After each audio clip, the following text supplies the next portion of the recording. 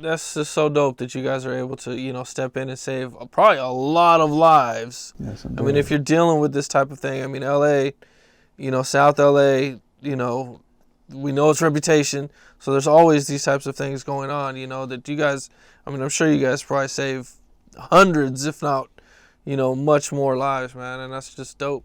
Yes, sir. You know, there's a lot of people too who say, man, don't call me. A lot of people will say, man, I'm not with it. I'm not having it, man. Y'all, you know, do y'all thing, but I'm gonna do me. You know, and somehow, some way, I got to figure out how to get to that person.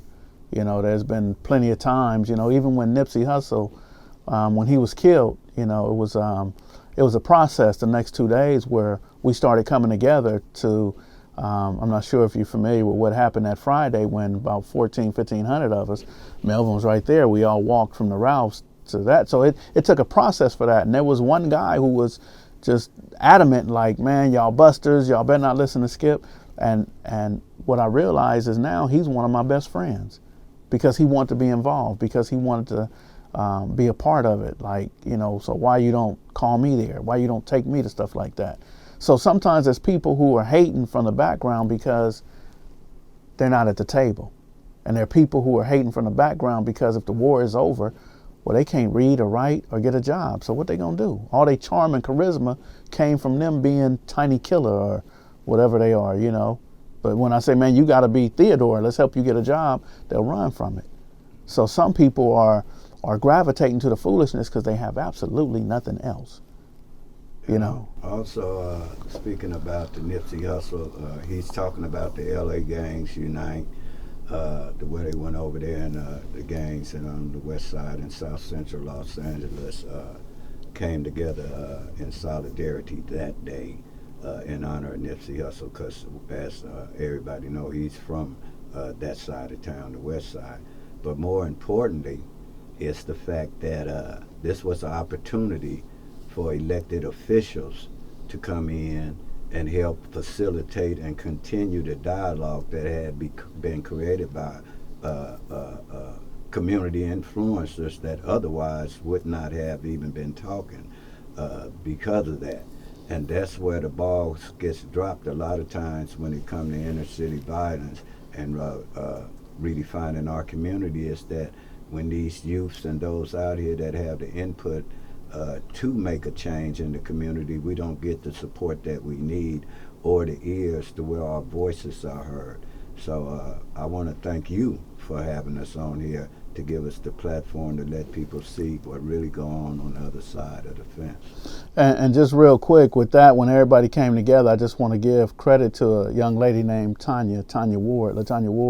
It was her push. She pushed Lil AD to do that.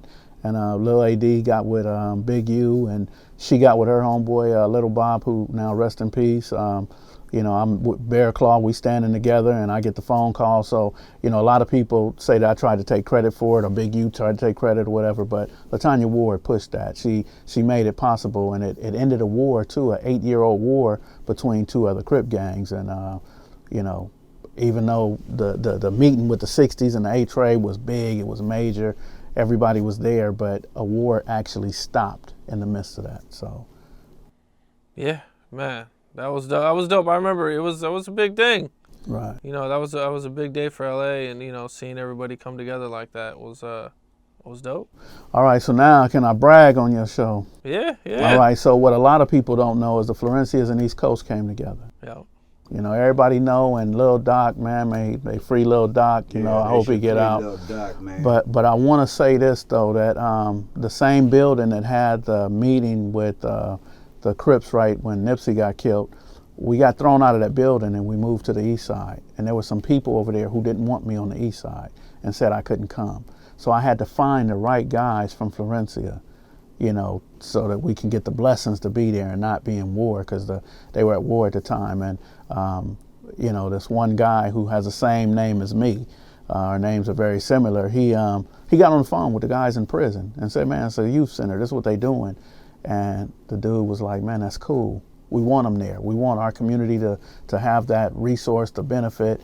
And we built a relationship, me and him and one of my assistants, a young lady. Well, he's the one who called and said, well, man, let's just stop the war. This lady got killed, that lady got killed. Man, we're killing innocent people. Let's stop the war between the East Coast and the Florencia. So my part is just the beginning, getting that guy. And the hard part came with Doc. So I told my assistants, man, get with a guy who been doing intervention for years. Get with this guy who was one of the founders of the Cute 102s. I guess he's part of the 11-8 East Coast Crip. Get with him. He can get them done. And he never called back. You know, he said, yeah, I'm going to call y'all back. And he never did. But Doc stood up and went to the plate. He went to bat. So Doc did the hardest work. He did the hard part. He did, the arguing, the fighting, the crying with his own people. To get it. And he didn't want to at first either. I want to say he said no for about 2 weeks. And then finally he did it. So I want to set that record straight as well as also brag to say that that happened because I found that guy. So that guy who was in prison, I'm going to give a shout out, Bobo, and he said I could use his name. And he's that guy. And he made that happen. He said God put that on his heart where, he wanted to end that beef. So I just want everybody to know, because a lot of people saying it didn't happen, this couldn't happen, whatever. There's a lot of people who were born in the 80s and 90s who are on the internet acting as if they have their ear to the street and they know certain things. But I want everybody to know that that was real and it happened. It wasn't easy. Doc had to take the brunt for it, and now it propelled him to the top, where everybody's looking at him, and then they plucked him off the street. So I want to just give a shout out to Lil Doc. That was a major, major thing he did, that led to other meetings as well. Inglewood 13 and NHPs and the Queen Streets, they also met at the building the very next year. So a lot of peace agreements. And I don't want to say peace agreements, but stop the shooting. We may never ever get along, but can we stop wanting to kill each other? And that's what happens, we still get in our circles and say F them or whatever, but we're not writing it on the walls, we're not doing the internet banging, and we're not killing each other. So that's the blessing of what interventionists do. And I'm not the only one. There's several other people out there, who do the same type of work that I do, that Melvin does, the Credible Messengers, the Ayatollah, Cynthia Nunn, just a gang of other people who are a part of what we do as far as bringing peace to different communities. Yeah, and also Taco Twin, AORP, Bernard Cooper. Yes, indeed.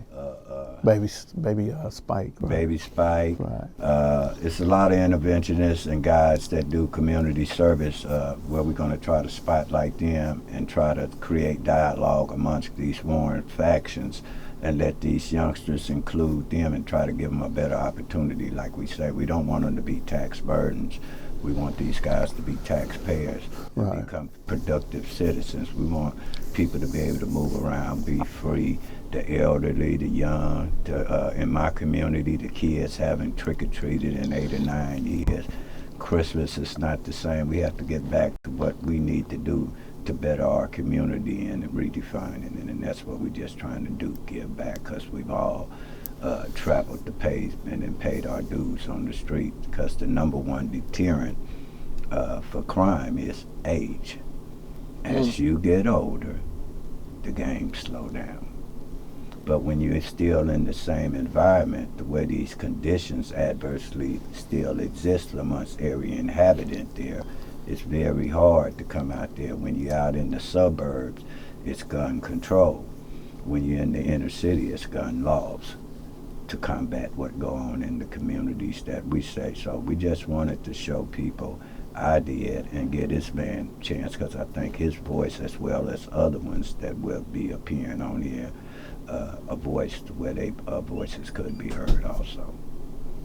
Man, that's what's up, man. I'm glad I can give you guys a voice and, get some of the positive messages out there. It's a difficult time or rural to get positive messages out there, you know, with everything going on and everything. So I'm glad I can do that, yes, sir. For you guys. Definitely, man.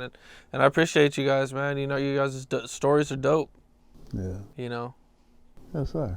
Definitely, man. Appreciate it. Yes, thank you, man. One love, one life. Yes, Yes, definitely, sir. man.